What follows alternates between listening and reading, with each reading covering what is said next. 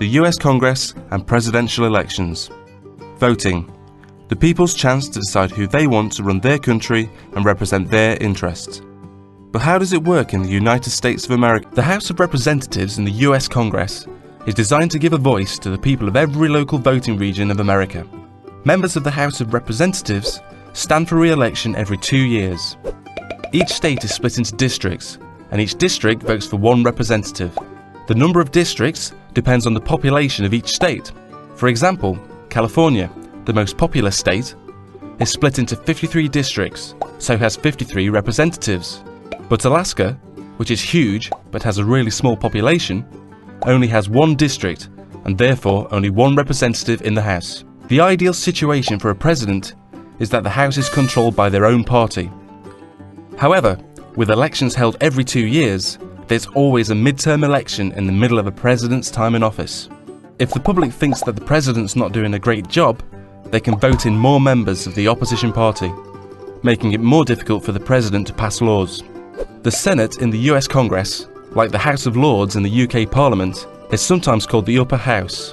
George Washington described the Senate as the saucer that cools the coffee, meaning that it's their job to scrutinise and question all proposals made by both the House of Representatives and the President, before voting to decide whether they should proceed as law.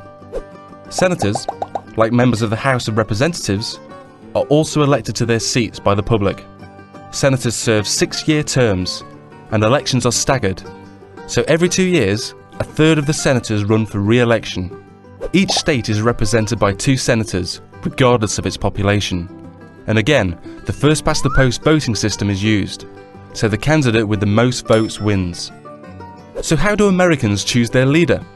Well, presidential elections take place every 4 years. The 2 main parties, the Democrats and the Republicans, host big get-togethers where they choose their presidential candidate, the person they think will be the best leader for the nation.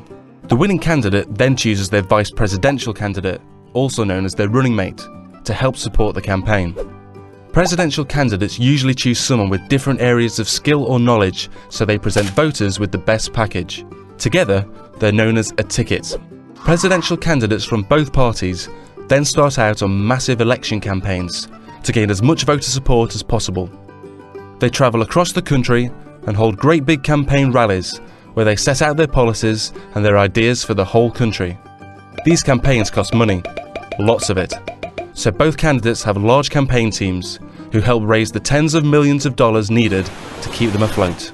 When it comes to election day, the public go to the polls to vote for one presidential ticket. So far, so easy. However, the public don't vote directly for their choice of president. Instead, a system called the Electoral College is used. Each state is allocated a number of electors that will make the final choice. A state has the same number of electors as it does senators and representatives. In most states, all the electors will vote for the presidential ticket which received the most support in the public vote. Finally, the presidential ticket with the most Electoral College votes becomes President and Vice President of the United States of America. So that's how things work in the US.